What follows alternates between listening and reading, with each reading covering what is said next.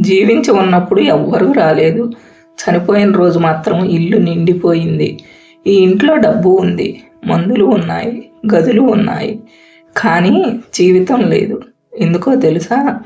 పిల్లల చదువులు, ఉద్యోగాలు, పెళ్ళిళ్ళు అంటూ ఒక్కొక్కరుగా బయటకు వెళ్ళిపోయిన తర్వాత ఆ పెద్ద ఇంట్లో మిగిలింది 2 వృద్ధ దంపతులే. ఒకప్పుడు ఆ ఇంట్లో నవ్వులు ఉండేవి, పిల్లల పరుగులు ఉండేవి, పండగల సందడి ఉండేది, చిన్న చిన్న గొడవలు కూడా జీవం నింపేవి. కానీ ఇప్పుడు ఆ ఇంట్లో పెద్దగా వినిపించేది గడియారం టిక్ టిక్ శబ్దమే. ఉదయం లేవగానే వృద్ధుడు మెల్లగా ముంగిట ముందు ఊడుస్తాడు.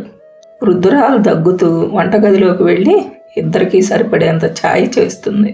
పిల్లలు పంపిన డబ్బు బ్యాంకులో ఉంది, కానీ వాళ్ళ ఆత్మాభిమానం వేరే. మన చేతితో సంపాదించిందే ఖర్చు చేయాలి అని ప్రతి రూపాయిని పాత నోట్బుక్లో రాసుకుంటారు. వయసు పెరిగే కొద్దీ షుగర్ వచ్చింది, బీపీ వచ్చింది, మోకాళ్ళ నొప్పి వచ్చింది, ఊపిరి తీసుకోవడము కష్టమైంది.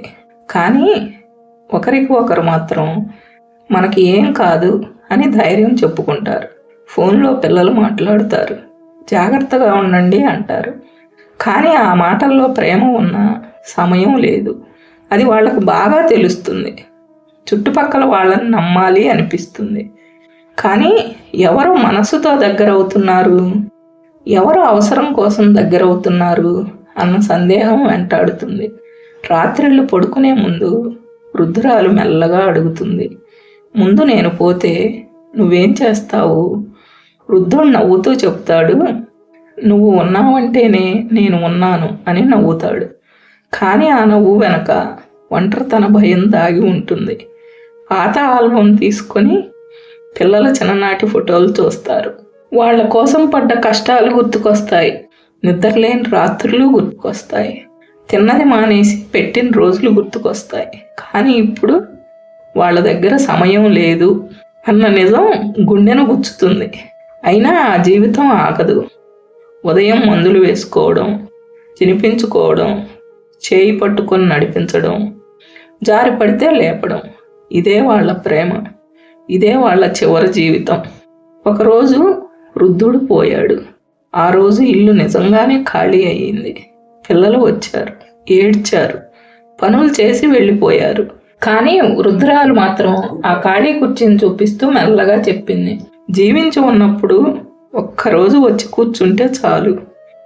కొద్ది రోజుల్లో ఆమె కూడా కన్ను మూసింది. ఆ ఇల్లు మాత్రం అప్పటి నుంచి ఒక నిజం చెబుతూ నిలిచింది.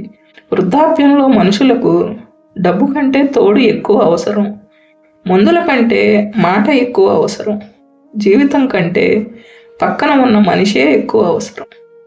ఎందుకో ఈ కథ చదువుతుంటే ఏడుపు ఆగలేదండి. ఎన్నిసార్లు చదివినా మళ్ళీ మళ్ళీ వాయిస్ ఓవర్ ఇచ్చినా కూడా బాధే వస్తుంది. మీరేమంటారు? ఈ కథ మీద మీ అభిప్రాయాన్ని కామెంట్లలో చెప్పండి. ఇలాంటి నిజ జీవిత కథల కోసం ఛానల్ని సబ్స్క్రైబ్ చేయండి.